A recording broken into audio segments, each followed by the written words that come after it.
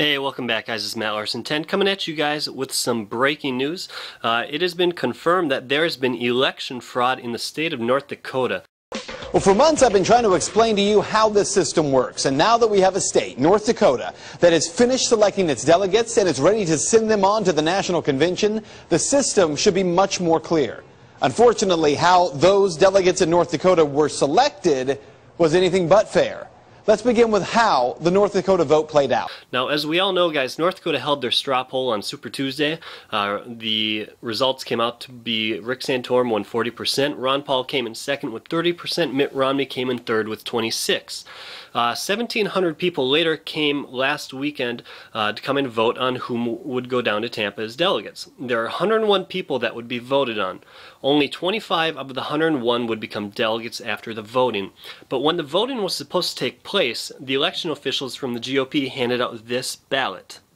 It's already pre-printed with all the names, and you can be quick about it and just check this little box up here. Now you're probably asking yourself, why these names? These 25 names were pre-selected by GOP officials. Now what Ben goes on to say is that the people applying to become delegates believed their answers they put on the application form had an effect on how they were placed on the delegate vote form. There was something else about this slate that was introduced by the GOP officials. In the application to be a national delegate, they had like 4 questions on there. It was basically, how much money have you donated to the party? How many years have you been with the party? And that may explain why, out of 25 delegate positions, the list passed around by the GOP leadership included 7 state legislators, North Dakota's First Lady, the state's Attorney General, a U.S. Senator from North Dakota, and a U.S. Congressman. Now, the ballot that was handed out by the GOP had 25 names on it. 60% of them were Mitt Romney supporters. Not until the caucus chairman Stan Stein stepped up and called out the GOP officials were the rest of the names shown on a screen. At that point, the GOP was accused of railroading the caucus. Many people have identified themselves as Mitt Romney supporters publicly, and they've endorsed him publicly. They're on his list, and they have the majority. They have almost 60% of the delegates of the 25 presented are Mitt Romney. Now, you're going to caucus, but they're not bound, and I appreciate the party changed the rules. Since you were chairman, they changed the rules to make them unbound.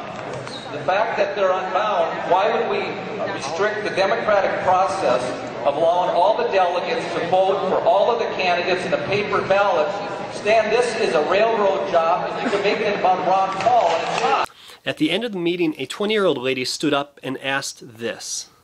And I try to be respectful, but I just want someone to help me understand why I'm here as a delegate, because I was under the misconception, I guess, that by coming here I would be allowed to look at a ballot that's arranged by no preference as to who has the most experience or clout in the Republican Party, but not having to do with anything but the fact that they are equal because they are a delegate at the state convention, and that we can go through it alphabetized, not segregated by a selected group of individuals that was decided on yesterday.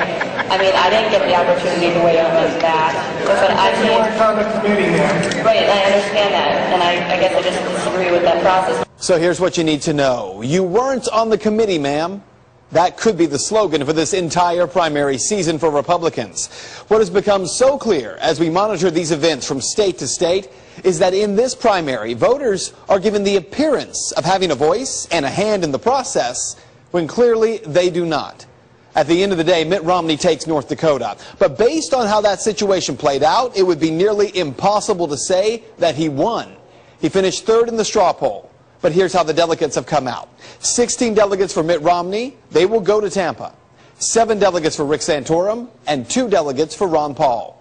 Not because the voice of the people was heard, but because the GOP leadership in North Dakota gamed the system.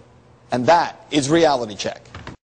Now, you guys, I left that last part in with Ben Swan because I don't think anyone could have said it any better. They really taped our hands behind our back and taped our mouths shut on this one. The GOP had their list, and they knew they wanted these people to be elected. Now, is this a fair process? No, not at all. They really didn't let the voting go on. They didn't even listen to the people that voted.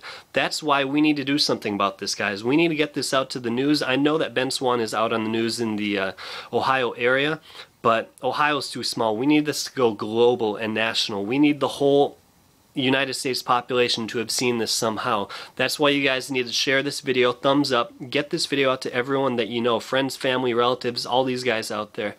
We can't stop now, and we got to keep fighting for the good doctors. So, as always, guys, it's Matt Larson 10. Go Ron Paul. Peace.